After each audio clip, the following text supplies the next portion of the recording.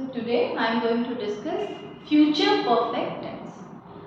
Future perfect tense क्या होता है बेटा कि जिन वाक्यों के अंत में जैसे हम इमेजिन कर रहे हैं कि कल मैं जयपुर जा रहा हूँगा, है ना, जा चुका हूँगा एक्चुअली, तो आप क्या बोलेंगे I shall have gone Jaipur tomorrow. ठीक है, तो इसका स्ट्रक्चर क्या होगा, subject plus will shall plus have plus verb की थर्ड फॉर्म प्लस ऑब्जेक्ट। अब आप यहाँ ये कंफ्यूज नहीं हो जाना कि हैव किसके साथ आएगा और हैज किसके साथ आएगा। Only you need to write have, चाहे सब्जेक्ट आपका सिंगुलर हो या प्लूरल हो, सबके साथ आपको हैव ही लिखना है। हाँ, विल और शैल की कंडीशन सेम है कि शैल किसके साथ आएगा, आई और वी के साथ, और विल किसके साथ आएगा, रेस्ट सभी सब्जेक्ट्स के साथ में क्या आएगा, विल आएगा।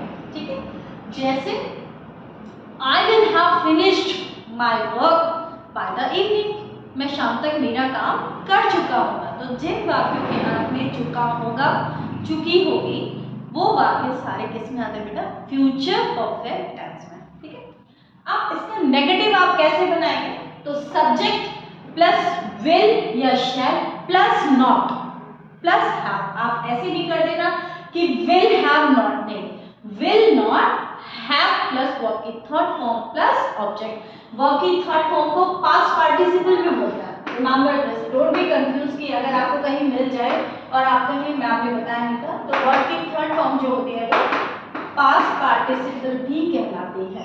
ठीक है, तो इसका नेगेटिव क्या हो जाएगा, जैसे I shall not have completed my work by the evening, यानी मैं शाम तक अपना काम नहीं कर पाऊंगा। ठीक है, इंटरोगेटिव नहीं कर चुका होगा। ठीक है, इंटरोगेटिव, अब इसमें इंटरोगेटिव टू मेथड से आप बनाएंगे।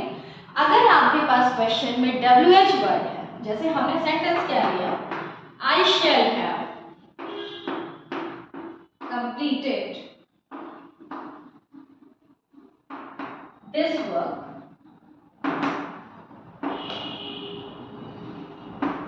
Bye the evening. ठीक है, अब आप इसका नेगेटिव बनाइए, तो नेगेटिव क्या हो रहा था, I shall not have completed this work by the evening. ठीक है, अब आपको इंटरोगेटिव बनाना है, तो इंटरोगेटिव में यहां से क्वेश्चन ढूंढिए, बाय द इवनिंग आपका आंसर है, तो इसका क्वेश्चन क्या बना, व्हेन। ठीक है, अब उसके जस्ट बाद आपको विल और शैल में से चूज करना है, तो अगर आप आई लिख रहे हैं तो शैल और बी लिख रहे हैं तो विल। तो व्हेन विल ही, ठीक है, अब have, when will have he completed